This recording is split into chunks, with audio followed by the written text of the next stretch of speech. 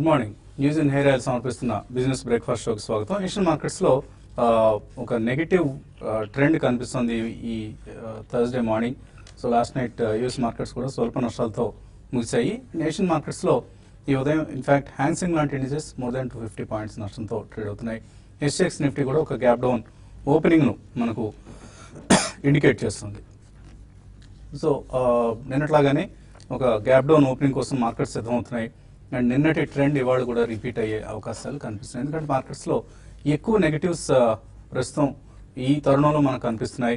ఎందుకంటే గతంలో మనం గ్లోబల్ క్యూస్ను ఆధారంగా మార్కెట్స్ బిహేవ్ చేసేది. For instance US presidential elections results ఎలా ఉంటాయన్న అంశం, అలాగే ఫెడరల్ రిజర్వ్ వడ్డీ రేట్లు పెంచుతుందా, ఇలాంటి అంశాలన్నీ కూడా మన మార్కెట్స్ మీద ప్రభావం చూపించేవి. బట్ ప్రస్తుతం ఇండియన్ ఫ్యాక్టర్స్ మార్కెట్స్ను ప్రభావితం చేసే పరిస్థితికి మనం వచ్చాం. సో ఇవాళ of course October series F&O expiry ఉంది and Tata group stocks.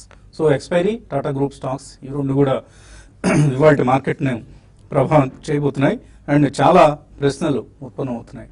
Tata గ్రూప్లో అసలు ఏం జరుగుతుంది, బోర్డ్ రూమ్ బ్యాటిల్ ఆఫ్కోర్స్ చాలా లాంగ్ డ్రాన్ ప్రాసెస్గా కొనసాగే అవకాశం మనకు కనిపిస్తోంది ఇది. సో నిన్న కూడా పదవీచ్యుతుడైన సైరస్ మిస్త్రీ ఒక లెటర్ బాంబును సంధించడం చూసాం మనం. టాటా గ్రూప్లో జరుగుతున్న వ్యవహారాల్లో రకరకాల అవకతవకలు, అఘాయిత్యాలు చోటు చేసుకుంటున్నాయంటూ మిస్త్రీ రకరకాల ఆరోపణలు చేశారు. ఇన్ఫ్యాక్ట్ ఆయన fair value of Tata group కంపెనీస్ని కూడా క్వశ్చన్ చేస్తూ లెటర్ రాయడం జరిగింది. అఫ్కోర్స్ బయటికి వెళ్ళిపోయిన తర్వాత ఎవరైనా నెగిటివ్ మాట్లాడటం అనేది సహజం కాబట్టి మార్కెట్స్ దీన్ని కొంత ఒక రకమైన వెటకారంతో తీసుకునే అవకాశం మనకు కనిపిస్తుంది. But all said and done ఆయన లేవనెత్తిన ప్రశ్నలో కొన్ని, ఫర్ ఇన్స్టాన్స్ టాటా గ్రూప్ సంబంధించి టాటా మోటార్స్లో నానో కార్ తయారీ ప్రతిరోజు నష్టాలే మిగులుస్తుందంటూ ఆయన చేసిన ఆరోపణ కావచ్చు, రకరకాల ఆరోపణలు. ఇన్ఫ్యాక్ట్ ఇండియన్ హోటల్స్ సంబంధించి, టాటా కెమికల్స్ సంబంధించి, టాటా గ్లోబల్ బెవరేజ్ సంబంధించి ఇలా రకరకాల ఆరోపణలు ఆయన చేయడం జరిగింది. ఈ స్టాక్స్ అన్నీ కూడా ఇవాళ బహుశా మరింత నష్టాలు పొందే అవకాశం ఉంది. కాబట్టి మనం ఇప్పటిదాకా ఇస్తున్న recommendation avoid Tata group stocks. So Tata stocks పరిస్థితి ఎలా ఉంటే FII సెల్లింగ్ మరికొంత ఆందోళన కలిగించేదిగా ఉంది. నిన్న ఆల్మోస్ట్ 1450 crores వర్త్ స్టాక్స్ వాళ్ళు అమ్మడం జరిగింది క్యాష్ మార్కెట్స్లో. సో FIIs నుంచి అక్టోబర్లో మనకు ఇప్పటిదాకా 4500 crores, ఎగ్జాక్ట్గా చెప్పాలంటే 4415 crores వర్త్ స్టాక్స్ వాళ్ళు అమ్మారు. అలాగే డొమెస్టిక్ ఇన్స్టిట్యూషనల్ ఇన్వెస్టర్స్ మాత్రం ఇదే సమయంలో భారీగా కొనుగోలు కూడా చేశారు. అక్టోబర్లో DIIs సుమారుగా 5912 crores వర్త్ స్టాక్స్ వాళ్ళు కొనడం చూసాం. సో FIIs సెల్లింగ్ ఆగుతుందా? ఇక్కడ FII సెల్లింగ్ ఇంకా కొనసాగుతుందా?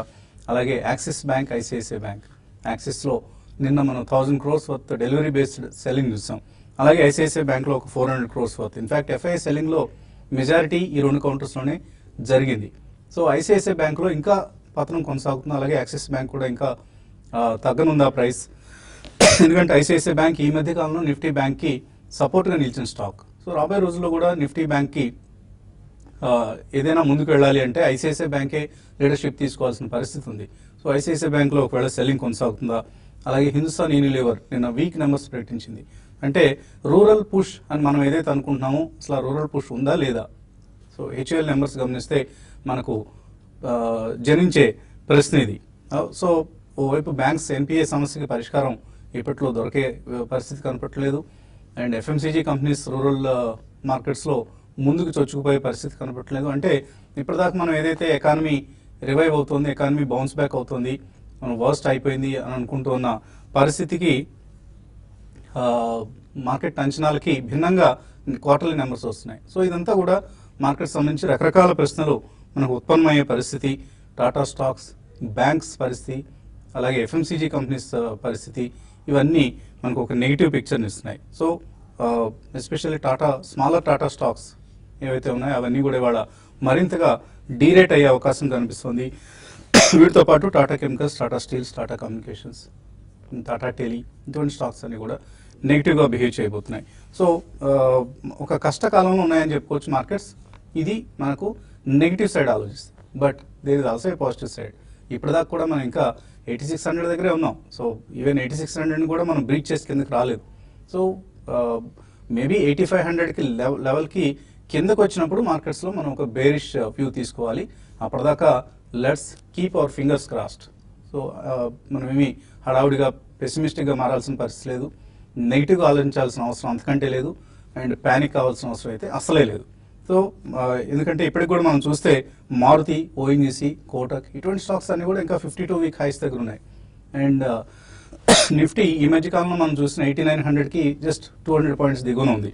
అండ్ మిడ్ క్యాప్ ఇండెక్స్ ఈ నెలలో ఇప్పటిదాకా 2% లాభంలో ఉంది. సో మనం కంప్లీట్గా నెగిటివ్ పిక్చర్ని ప్రజెంట్ చేస్తూ అందరూ మార్కెట్స్కు దూరంగా ఉండండి అని చెప్పాల్సిన అవసరం లేదు, ఆర్ షార్ట్ సెల్ చేయండి అంటూ చెప్పాల్సిన పరిస్థితి కూడా లేదు. అలా అని చెప్పేసి అగ్రెసివ్గా లాంగ్ పొజిషన్స్ కూడా తీసుకోవద్దు.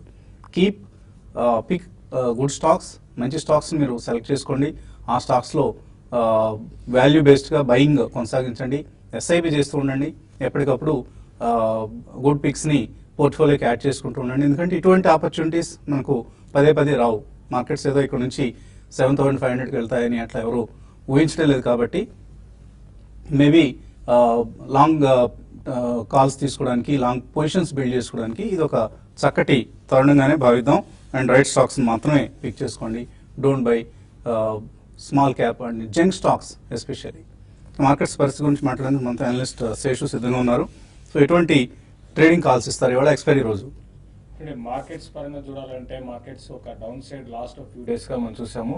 అయితే ఇన్ని రోజులు మనకి మిడ్ క్యాప్ స్టాక్స్ లో సెల్లింగ్ అనేది పెద్ద కనపడలేదు. అయితే లాస్ట్ 2 ట్రేడింగ్ సెషన్ లో కానీ గమనిస్తే ఈవెన్ మిడ్ క్యాప్ కౌంటర్స్ లో కూడా మనకి సెల్లింగ్ అనేది ఉంది, ఒక ప్రాఫిట్ బుకింగ్ అనేది ఉంది. అయితే మనకి చూస్తున్నాం ఈ ట్రెండ్ అనేది గత 2 నెలలుగా మనం గమనిస్తుంటే మార్కెట్స్ కి 8550కి రావడము, తర్వాత మళ్ళీ అక్కడ నుంచి క్లోజర్ గా 87 దాకా మళ్ళీ నిఫ్టీ పెరగడం చూస్తున్నాము. కాబట్టి ఇదేంటంటే ఇంకొక 50-60 పాయింట్లు డౌన్ సైడ్ మా అయితే ఉండొచ్చు. ఒకవేళ 8500 ఈసారి కానీ బ్రేక్ అయితేనే మనకి మళ్ళీ మార్కెట్ ఇంకొక డౌన్ ట్రెండ్లోకి ఎంటర్ అయినట్టు అనుకోవచ్చు. ఒకవేళ 8500 కానీ బ్రేక్ అయినంత కాలం మార్కెట్స్ని క్లోజర్గా సెలెక్టెడ్ స్టాక్స్లో క్లోజర్గా 8550, 8520కి వచ్చినప్పుడు మళ్ళీ బయింగ్ ఇనిషియేట్ చేయొచ్చు. అయితే ప్రస్తుతం ఈరోజు F&O క్లోజింగ్ ఉంది కాబట్టి కొంచెం హైయర్ లెవెల్స్లో సెల్లింగ్ ప్రెషర్ అనేది మార్కెట్లోకి రావడానికి అవకాశం ఉంది. దాని దృష్టిలో పెట్టుకొని కొంత బయింగ్ కొన్ని స్టాక్స్ని బయింగ్ కూడా చేసుకోవచ్చు. At the same time morning ఈరోజు ఓపెనింగ్లో కొంత బయింగ్ ఇనిషియేట్ చేయమంటాను. అట్ ద సేమ్ టైం కొన్ని హైయర్ లెవెల్స్లో కూడా కొంత సెల్లింగ్ కూడా చేసుకోమని చెప్తాను. బట్ ఏదైనా కూడా మార్కెట్స్ అనేది ఈరోజు మళ్ళీ 86 లెవెల్ బిలో వచ్చి తర్వాత క్లోజింగ్ బేసిస్లో 86 పైన కానీ సస్టైన్ కాగలిగితే మళ్ళీ ఈ ఫాల్ అనేది ఆగే అవకాశం కనపడుతుంది. నెక్స్ట్ రేపటి నుంచి కొత్త సిరీస్ ఉంటుంది కాబట్టి ఈ లాస్ట్ సిరీస్లో ఉన్న ట్రెండ్కి ఎగనెస్ట్గా స్టాక్స్ బిహేవ్ చేసే అవకాశం ఉంటుంది. ఏదైనా కూడా ఈరోజు బయింగ్ విషయానికి వస్తే బీపీసీఎల్ని 672, 670 ఆ లెవెల్ పైన సస్టైన్ కాగలిగితే దాన్ని బై చేసుకోమంటాను. తర్వాత హెచ్సిఎల్ టెక్నాలజీస్ని కూడా లోయర్ లెవెల్స్లో పిక్ చేసుకోమంటాను. తర్వాత సెల్లింగ్ విషయానికి వస్తే బిహెచ్ఈఎల్ ఒకటి, తర్వాత ఎస్బీఐ ఒకటి కూడా ఈరోజు హైయర్ లెవెల్స్లో సెల్ చేసుకోమంటాను. తర్వాత హిందుస్థాన్ యూనిలీవర్ మనకి కొంచెం రిజల్ట్ కూడా బాగా రాలేదు, దాన్ని కూడా హైయర్ లెవెల్లో సెల్ చేసుకోవచ్చు. అయితే హీరో మోటార్ కార్పొరేషన్ మంచి రిజల్ట్ అనౌన్స్ చేసింది. అయితే ఇది 3400 పైన సస్టైన్ కాగలిగితే దాన్ని కూడా బై చేయమంటాను. ఒకవేళ 3400 బిలో కానీ కంటిన్యూగా ట్రేడ్ అయితే దాన్ని ఈవెన్ రిజల్ట్ బాగున్నా కూడా కొంత వీక్నెస్ వచ్చి 3340 లెవెల్స్ని టెస్ట్ చేసే అవకాశం కనపడుతుంది. బ్యాంక్ నిఫ్టీకి విషయానికి వస్తే 19,600 దగ్గర రెసిస్టెన్స్ ఉంది. 19,420 లెవెల్ కానీ బ్రేక్ అయిందంటే 19,200 లెవెల్ని టెస్ట్ చేసే అవకాశం ఉంది. నిఫ్టీకి మాత్రం 8,600 అనేది సపోర్ట్, 8620 దగ్గర రెసిస్టెన్స్ ఫేస్ చేయొచ్చండి. సో మీరు జాయిన్ కాకముందే అనుకుంటున్నాం రకరకాల ప్రశ్నలు ఇక్కడ మార్కెట్స్లో మనకు కనిపిస్తున్నాయి. ఓవైపు బ్యాంక్ ఎన్పిఏ ఇష్యూస్కి ఇంకా అడ్డుకట్ట పడలేదు, అలాగే టాటా గ్రూప్ అనేది తాజా వివాదం. సో ఈ వివాదం ఇంకా రాబోయే రోజుల్లో మరింత ముదిరే అవకాశం కనిపిస్తుంది. మిస్త్రీకి టాటా సన్స్ బోర్డుకి మధ్యలో ఒక వైరం నెలకొంది కాబట్టి. అండ్ ఐసిఐసిఐ బ్యాంక్ లాంటివి నిన్నటిదాకా కాస్త ఆశలు రేకెత్తించాయి, కానీ మళ్ళీ నిన్న డెలివరీ బేస్డ్ సెల్లింగ్ చూసాం అండ్ ఎఫ్ఐఐ సెల్లింగ్ చూస్తున్నాం. అండ్ రాబోయే రోజుల్లో of course federal reserve rate hike issue ఎలాగూ ఉంది. సో ఇవన్నీ కూడా మార్కెట్స్ మీద ఒక నెగిటివ్ షాడో ఆవరిస్తుంది అని అనుకోవచ్చా, లేకపోతే ఇది just temporary phenomena, this is a good time, good opportunity to buy stocks అనుకుంటున్నారు? యాక్సిస్ బ్యాంక్ రిజల్ట్స్ కొద్దిగా యాక్చువల్ గా చాలా మంది షేకప్ చేస్తున్నాయండి. ఎందుకంటే జనరల్ గా క్వాలిటీ బ్యాంకే అనుకుంటాం, ఎస్పెషల్లీ ప్రైవేట్ సెక్టర్ బ్యాంక్స్ లో అంత ఎన్పిఏ ఇష్యూస్ ఉంటాయని మనం జనరల్ గా అనుకోం. అటువంటి బ్యాంక్ లో కూడా ఆల్మోస్ట్ 4% దాకా ఎన్పిఏ మాట్లాడుతున్నారు. దానిపైన ఏంటంటే ఆల్మోస్ట్ సిఎఫ్ఓ వచ్చి FY17 ఇది వాష్ అవుట్ అంటే ఇంకా FY17 లో రివైవల్ ఎక్స్పెక్ట్ చేయట్లేదు, నెక్స్ట్ 2 quarters కూడా ప్రెషర్ లో ఉండొచ్చు అని ఇలాంటి స్టేట్మెంట్స్ వస్తున్నాయంటే బేసిక్ గా అండర్లైంగ్ ఎకానమీ నిజంగా స్ట్రాంగ్ గా ఉందా అనేది పెద్ద క్వశ్చన్ మార్క్ అండి. ICICI bank, axis bank week అవడం సహజం.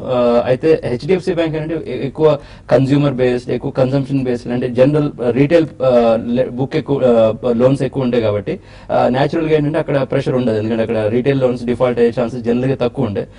అందువల్ల అంటే ఈ మూడిట్లో సెలెక్ట్ చేసుకోండి, హెచ్డిఎఫ్సి బ్యాంక్ క్లియర్ చాయిస్ అండి ఎవరికైనా తీసుకోవాలంటే.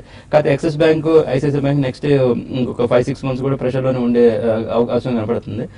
ఓవరాల్ గా టాటా సన్స్ వచ్చేటప్పటికి యాక్చువల్ గా అంత మెచ్యూర్డ్ గ్రూప్ ఇంత అంటే పబ్లిక్ లోకి వచ్చి ఇంత చేయాల్సిన అవసరం లేదేమో అని అనిపిస్తుంది. ఒకవేళ ఏమైనా ఇష్యూస్ ఉన్నా ఇంటర్నల్ గానే ఇష్యూస్ రిజాల్వ్ చేసుకుంటే అయిపోయేది. అంటే ఒకవేళ అతను తీసేయాలన్నా కూడా ఇంకొద్దిగా పాలిష్డ్ గా ఇప్పుడు 15 days నోటీస్ ఇవ్వడంలో పెద్ద కంపెనీ మునిపోయేది ఏముంటుంది. అంటే ఆయన కూడా 8 years దాటింది కాబట్టి కొద్దిగా ఓ రకమైన చంచలత్వంతో ఇటువంటి నిర్ణయం తీసుకున్నారు. అదే అంటే ఇప్పుడు అంత హడావుడి చేసిన అవసరం లేదు. అంటే ఇప్పుడు మనకి టాటా గ్రూప్ వదిలేండి, ఇంకా ఏ మిడిల్ సైజ్ గ్రూప్ లో కూడా ఇలా చైర్మన్ ని అబ్రప్ట్ గా తీసేసిన సందర్భాలు మనకు చాలా తక్కువ కనపడతాయి ఇండియాలో.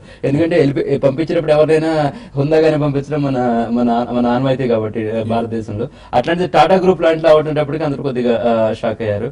ఇప్పుడు గ్రూప్ లెవెల్స్ లోకి వచ్చేటప్పటికి టాటా గ్లోబల్ బెవరేజెస్ ప్రెషర్ లోకి వస్తుందండి, టాటా కాఫీ, ఇండియన్ హోటల్స్. ఎందుకంటే ఇవన్నీ ఆయన రివైవ్ చేద్దామని బాగా ప్రయత్నం చేసిన లాంటి ఈ కంపెనీస్ అనమాట. మీకు గుర్తుంటే ఇండియన్ హోటల్స్ ఒక స్టేజ్ లో సెన్సెక్స్ స్టాక్, నిఫ్టీ స్టాక్ లాగా ఉండేది అనమాట. అంటే తర్వాత అది మెల్లిమెల్లిగా వీక్ అయిపోయి ఇప్పుడు చాలా మిడ్ క్యాప్ లెవెల్ లో కూడా ఈ మధ్య మనం మాట్లాడుకోవట్లేదు, అట్లాంటి స్టాక్ అయిపోయింది.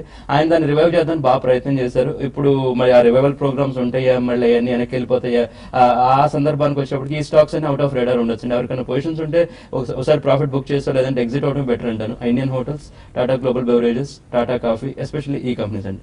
వోల్టాస్ కూడా ఒకటి ఎగ్జిట్ చేయడం బెటర్ అనిపిస్తుంది.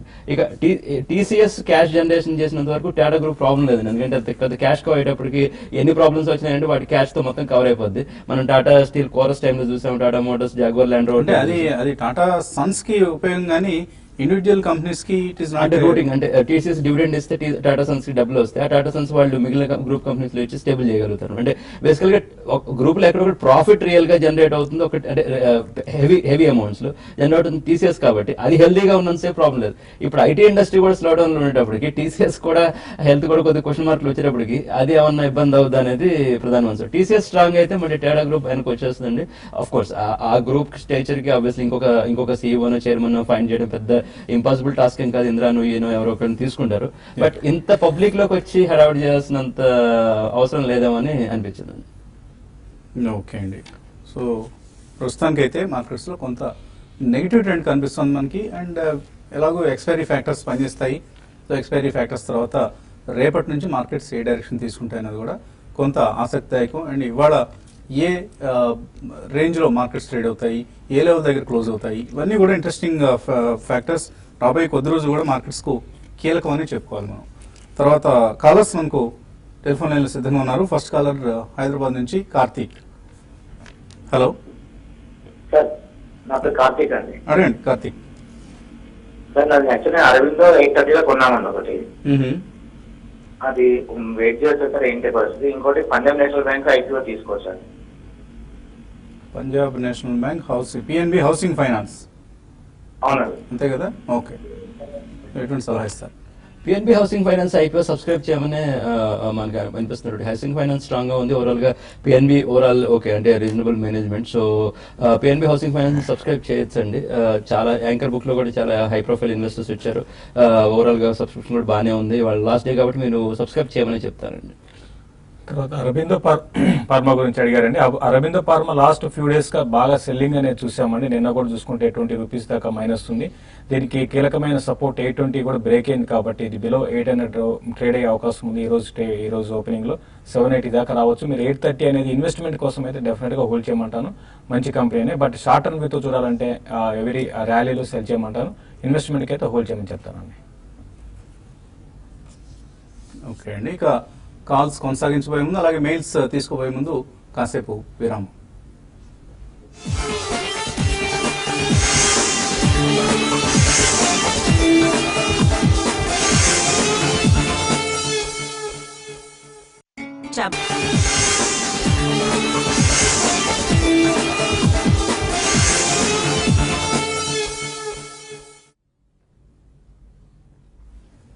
న్యూస్ అండ్ హెయిర్ ఆయిల్ సమర్పిస్తున్న బిజినెస్ బ్రేక్ఫాస్ట్ షోకి తిరిగి స్వాగతం. 8582 33 పాయింట్ల నష్టంతో కనిపిస్తుంది SGX నిఫ్టీ. సో ఇవాళ కూడా మార్కెట్స్లో ఒక గ్యాప్ డౌన్ ఓపెనింగ్ కోసం మార్కెట్స్ సిద్ధమవుతున్నాయి. తర్వాత కాలర్ లైన్లో ఉన్నారు చిత్ర హైదరాబాద్ నుంచి. నమస్తే అండి. నమస్తే అండి. నేను గతి లిమిటెడ్ షేర్స్ తీసుకున్నానండి 107 రూపీస్ కి. అంటే దాని మీద ఏంటి ఇప్పుడు సెల్లింగ్ చేయమంటారా, కొన్ని రోజులు ఉంచుకోమంటారా? 107లో గతి కొన్నారు, మంచి లెవెల్లో కొన్నారండి. యాక్చువల్లీ అంటే ఆ టైంలో చాలా మంది కొనని భయపడుతున్నారు, ఇంకా పడుద్దేమో, 80 అవుద్దేమో, 70 అవుద్దేమో అని. ఆ టైంలో మీరు ధైర్యం చేసుకున్నారు, మంచి విషయం. మీరు ప్రాఫిట్ లో ఉన్నారండి. నేను చెప్పానంటే అట్లీస్ట్ పార్షల్ ప్రాఫిట్ బుకింగ్ చేసుకోండి, ఎందుకంటే బాగా వొలటైల్ గా ఉండేది షేర్ అండి. ఇప్పుడు మళ్ళీ లేదంటే కళ్ళ ముందులే మళ్ళీ ప్రాఫిట్ మొత్తం పోయే ఛాన్స్ ఉంది. ఒక 50% ప్రాఫిట్ బుక్ చేసుకోండి, మిగిలింది షేర్ ప్రైస్ మూవ్మెంట్ బట్టి. ఎన్ని షేర్లు కొన్నారండి మీరు? 200 షేర్స్ తీసుకున్నానండి. Okay okay. సో 100 అమ్మేసి 100 హోల్డ్ చేయండి. మేబీ మళ్ళీ కిందకి వచ్చినప్పుడు అలా తీసుకోవచ్చు, ఎందుకంటే వొలటిలిటీ ఎక్కువ ఉంటుందండి. ఒక బ్యాడ్ న్యూస్ వచ్చినా కూడా మళ్ళీ కరెక్షన్ వచ్చేసే ఛాన్స్ ఉంది. ఓకే. తర్వాత కాలర్ లైన్ ఉన్నారు హైదరాబాద్ నుంచే రాహుల్. హలో, అడగండి రాహుల్. సార్ అది HDFC బ్యాంక్ ఫ్యూచర్ ఇప్పుడు బై చేయొచ్చా? నవంబర్ ఫ్యూచర్ ఇప్పుడు ఈ లెవెల్లో బై చేయొచ్చా HDFC bank? HDFC bank. Okay. HDFC bank మన కానీ గమనిస్తే మనకి కొంచెం లో నుంచి రికవరీ అయిందండి. మనకి రిజల్ట్ వచ్చి అనౌన్స్ చేసింది, రిజల్ట్ బాగా అనౌన్స్ చేసిందండి. ఈ సిరీస్ మొత్తం కూడా బాగా నెగిటివ్ ఉంది. అయితే మీరు నెక్స్ట్ సిరీస్కి మీరు బై చేయమని చెప్తాను. అయితే 1220 పైన సస్టైన్ కాగలగాలి. ఇప్పుడు 1244 ఉంది. ఈ రోజు రేపట్లో 1220 పైన సస్టైన్ కాగలిగితే మీరు ఈ స్టాక్ని పిక్ చేసుకోండి. అట్ ద సేమ్ టైం 1200 దగ్గర మీరు స్టాప్ లాస్ పెట్టుకోండి. అయితే ఇంతకు ముందులా కంటిన్యూగా పెరగకపోవచ్చు అండి మార్కెట్స్, ఈవెన్ స్టాక్ కూడా. కాబట్టి 1280 ఆ లెవెల్కి వచ్చినప్పుడు మళ్ళీ ప్రాఫిట్ బుక్ చేసుకోమని చెప్తాను. మీరైతే బై చేసుకోవచ్చు అండి. రాజమండ్రి నుంచి వినోద్ లైన్ ఉన్నారు. హలో సార్, నేను ఈ ప్రైస్ లో బయోకాన్ టాటా మోటార్స్ తీసుకోవచ్చా? బయోకాన్ చాలా పెరిగిందండి. అంటే మనం ఎప్పటి నుంచో చెప్తున్నాం, ఆల్మోస్ట్ చెప్పిన దగ్గర డబుల్ కూడా అయినట్టుంది. అదే కంపెనీ మంచి కంపెనీ అండి. అయితే సలహా ఏంటంటే కొంచెం డిప్స్ లో కొనుక్కోమని చెప్తాను. ఎంత మంచి కంపెనీ కూడా పై లెవెల్లో కొంటేనంటే కొద్ది కరెక్షన్ రాగానే మనకు ప్రెషర్ అనిపిస్తుంది. మార్కెట్ కూడా కొద్దిగా వీక్ అనిపిస్తుంది. కాబట్టి ఏంటంటే బయోకాన్ కూడా కొద్దిగా కరెక్షన్ వచ్చినప్పుడు లోవర్ లెవెల్స్ లో కొన్ని ప్రయత్నం చేయండి. టాటా మోటార్స్ కూడా ఇంకొంచెం కరెక్షన్ వచ్చే ఛాన్సే కనబడుతుంది. ఎందుకంటే టాటా గ్రూప్ షేర్స్ ఇప్పుడు పరిస్థితి ఏంటనేది అంటే ఇంకొన్నాళ్ళు టైం పట్టొచ్చు అండి, అందుకు కొద్దిగా డస్ట్ సెటిల్ అవడానికి. డిప్స్ లో వచ్చినప్పుడు కొనుక్కోండి. కంపెనీ మంచి కంపెనీ, దాంట్లో పెద్ద డిబేట్ ఏం లేదు. కానీ ఈ మేనేజ్మెంట్ రిలేటెడ్ ఇష్యూస్ అని రిజాల్వ్ అయిన తర్వాత మెల్లిగా లోవర్ లెవెల్స్ లో కొనుక్కోవడం బెటర్. వెంకటేశ్వరరావు లైన్ ఉన్నారు హైదరాబాద్ నుంచి.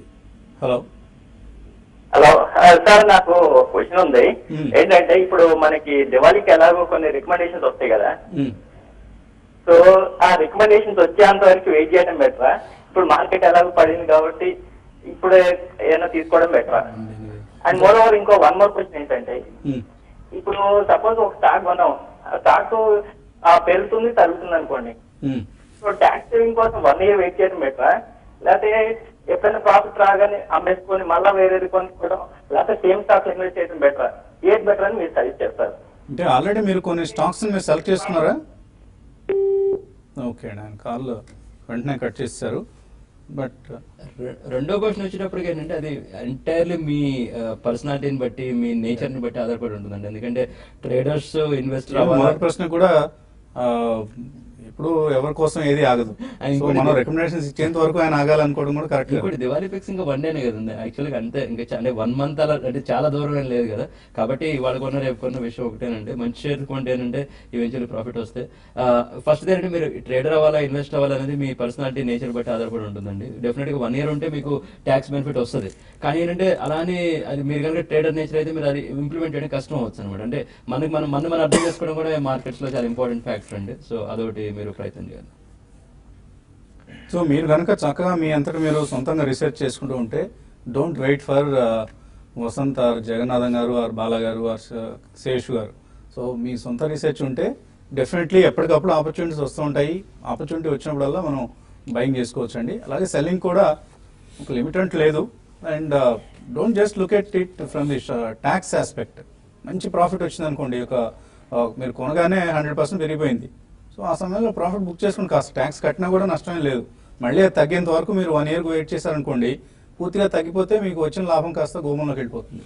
సో ఇటువంటి అంశాలన్నీ బేరీజ్ వేసుకోవాలి. ఎప్పటికప్పుడు తెలివైన నిర్ణయం తీసుకోవడం మన చేతుల్లోనే ఉంటుందండి. కరీంనగర్ నుంచి Shiva. Hello Shiva. Hello sir, endurance 651 దగ్గర తీసుకున్నాను సార్. హ్మ్. అలాగే టాన్లా సొల్యూషన్స్ 45 రూపీస్ తీసుకున్నాను. క్రాంప్టన్ గ్రీవ్స్ 75 రూపీస్ తీసుకున్నాను సార్. అది స్టాక్స్ ఉంచమంటారా మీకు? ఇన్సూరెన్స్ అండ్ ఆఫ్ కోర్స్ ఈ మధ్య లిస్ట్ అయింది, హోల్డ్ చేయొచ్చు. లాంగ్ టర్మ్ కోసం ఎలా ఉంటుంది? మంచిగా నేను ఆటో యాన్సిలరీ కంపెనీ అంటే కొద్దిగా వాల్యుయేషన్స్ ఇప్పుడు ఫేర్ వాల్యూకి వచ్చేసినాయి. అంటే ఐపీఓ దగ్గర కొద్దిగా డిస్కౌంట్ అనిపించింది, ఇప్పుడు అంటే ఫేర్ వాల్యూలో ఉందన్నమాట. మీరు అంటే హోల్డ్ చేయండి అంటే ఎవెన్చువల్గా ప్రాఫిట్ వచ్చే ఛాన్స్ ఉంది. కార్టన్ గ్రీవ్స్ డెఫినెట్ గా హోల్డ్ చేయండి. మంచి లెవెల్లో కొన్నారు మీరు, అది హోల్డ్ చేసి పెట్టండి, ఎవెన్చువల్గా మీకు ప్రాఫిట్ వస్తుంది. దానిలో ఆఫ్ కోర్స్ మనం ఎప్పుడు రిపీటెడ్గా చెప్తూ ఉంటాం, ఇట్స్ ఎ స్పెక్యులేటివ్ స్టాక్ అండి. మోర్ దాన్ ఫండమెంటల్స్ స్పెక్యులేషన్ ఎక్కువగా ఉంటుంది ఈ కౌంటర్లో. ఫండమెంటల్స్ కూడా ఈ మధ్య ఏదో రిజల్ట్ మరి బాగుందని ఏదో చూపిస్తున్నారు. ఆ నెంబర్స్ని బిలీవ్ చేయడం కష్టం. ఇటువంటి కంపెనీస్లో ఏంటంటే మేనేజ్మెంట్ ఇంటిగ్రిటీని మనం ఎప్పుడు ప్రశ్నిస్తూ ఉంటాం. సో ఎందుకు పదే తాన్లోని మంచి కంపెనీ కాదు అంటారని మీరు అడిగితే, because of their history. So మధ్యలో కనుమరుగైపోతారు. ఇప్పుడు కొన్ని రోజులు ఏవో రకరకాల ఆరోపణలు వింటాం, అవన్నీ అందులో వాస్తవాలు ఎంత అవాస్తవం ఎంత అనేది మనకు తెలియదు. కానీ but we keep hearing so many things about them, good and bad both. So Tanla లాంటివి మీరు సాధ్యమైనంత వరకు దూరంగా ఉండాల్సిన కౌంటర్స్. అండ్ ఎవరో మా పీసీఆర్లో ఆవేశపడిపోతున్నారు, బాగా గట్టిగా వినిపిస్తున్నాయి. అండ్ కొన్ని ఈమెయిల్స్ కూడా మనం తీసుకుందాం. రవి కోర్స్ ప్రసాద్ అడుగుతున్నారు, మీరే అసెట్ ట్యాక్స్ సేవర్ ఫండ్, ఇందులో 40,000 రూపాయలు ఇన్వెస్ట్ చేశారు, ఇంకా ఇన్వెస్ట్ చేయొచ్చు అని అడుగుతున్నారు. సో మీరే అసెట్ ట్యాక్స్ సేవర్ ఫండ్ అనేది వెరీ రీసెంట్ ఫండ్ అండి. సో ఈ మధ్య వచ్చింది, డిసెంబర్లో వచ్చింది, లాస్ట్ డిసెంబర్లో వచ్చినట్టు గుర్తు. ఇంకా ఇప్పుడప్పుడే దీనికి ఒక పెర్ఫార్మెన్స్ అంటూ మనకు ఏర్పడదు కాబట్టి దాన్ని ప్రస్తుతానికి దాని గురించి మనం జడ్జిమెంట్ ఇవ్వలేము. బట్ దీనికంటే కూడా Birla Sun Life tax plan లాంటివి, ట్యాక్స్ రిలీఫ్ 96 లాంటివి, ఇలాంటి వాటికి ఒక ట్రాక్ రికార్డ్ అంటూ ఉంది. DSP, BlackRock tax saver fund, ఇటువంటివి మీరు ఆల్రెడీ ప్రూవెన్ ట్రాక్ ఉన్న ఫండ్స్లో ఇన్వెస్ట్ చేస్తే రిస్క్ తక్కువగా ఉంటుంది. అదర్వైజ్ చిన్న ఫండ్ ఇది, మేబీ మరి కొంత సమయం పడుతుంది ఇటువంటి ఫండ్స్ సంబంధించిన మనం అడ్వైజ్ ఇవ్వడానికి. ఇంకా మెయిల్స్ అలాగే కాల్స్ కూడా వెయిట్ చేస్తున్నాయి, కానీ సమయం కూడా మించిపోయింది మనకు. ఇవాళకి ఇక్కడ ఈ ప్రసారాన్ని నిలిపివేసి మళ్ళీ TV5 మనీలో youtube.com/TV5money/live ఈ కార్యక్రమంలో కలుద్దాం. Keep watching TV5 and TV5 Money.